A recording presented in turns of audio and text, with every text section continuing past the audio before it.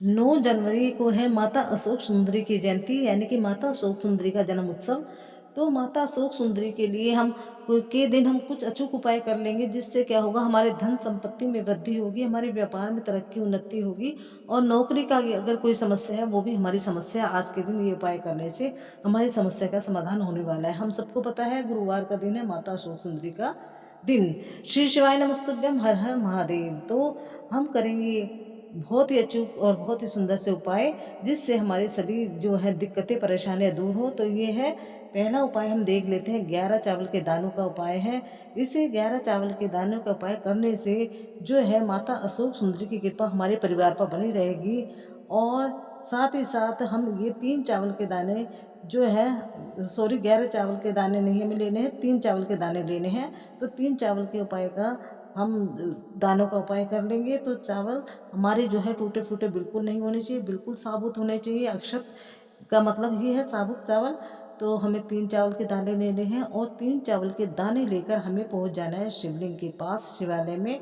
और माता अशोक सुंदरी पर हमें ये चावल के दाने समर्पित करने हैं। कैसे करने हैं वो हम देख लेते हैं। हमें एक जल का लोटा भी, जाकर हम प्रातःकाल के समय, सुबह के समय मंदिर जा रहे हैं उपाय करने के लिए, तो एक तांबे के लोटे में जल अपने घर का अवश्य ले जाएं शिवलिंग पर चढ़ाने के लिए। चाहे उपाय कोई सा भी हो, शिवलिंग पर आपको अगर प्रातःकाल सुबह के वक्त जा रहे हैं तो जल का लोटा अवश्य ले जाना चाहिए।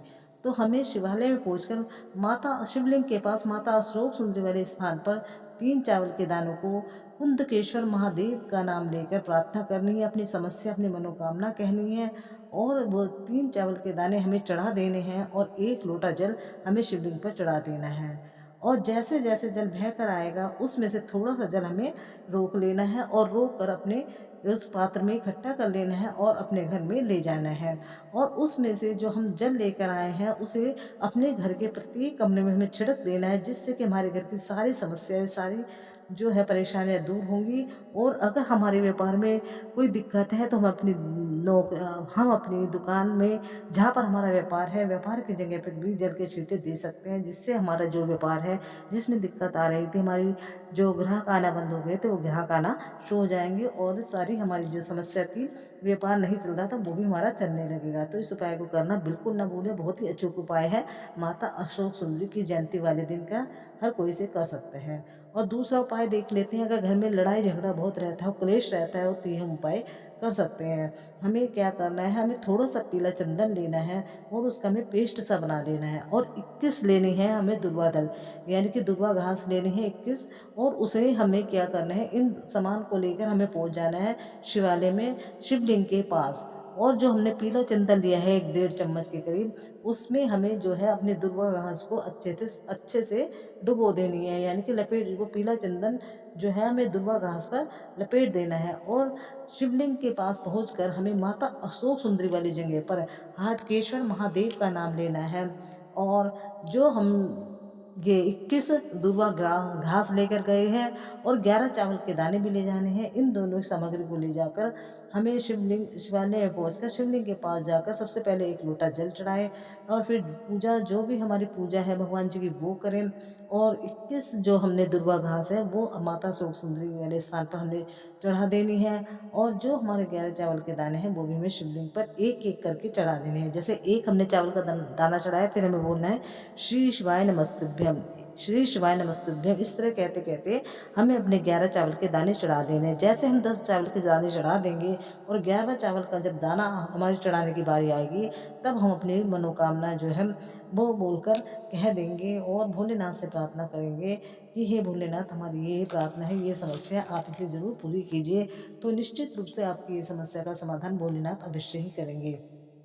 तो बहुत ही अचूक सा उपाय है, इस उपाय को आप करना बिल्कुल ना भूलें।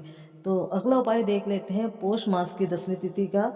तो गुरु जी ने कहा है, अगर पौष मास की तिथि वीरवार को पड़ जाए तो 11 चावल के दानों का उपाय अवश्य ही करना चाहिए। अगर कोई ऐसी मनोकामना है, परेशानी है, तो इस उपाय को आप जरूर करें। इस उपाय को सुबह से शाम तक हम जरूर कर सकते हैं।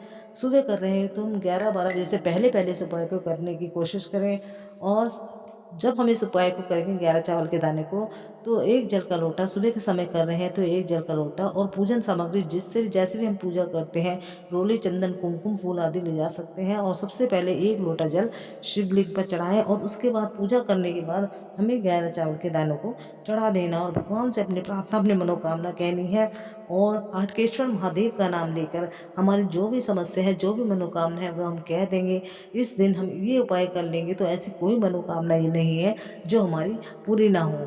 तो नवमी और दसवीं तिथि के दिन हमें इस उपाय को करना बिल्कुल ना भूलें, बहुत ही अचूक उपाय है और अगर आपने ये कर लिया माता शोक सुंदरी वाले दिन तो आपकी समस्या जो है, आपकी परेशानी भोलेनाथ अवश्य ही जो है दूर करेंगे आपकी परेशानी और आपकी मनोकामना अवश्य पूरी करेंगे।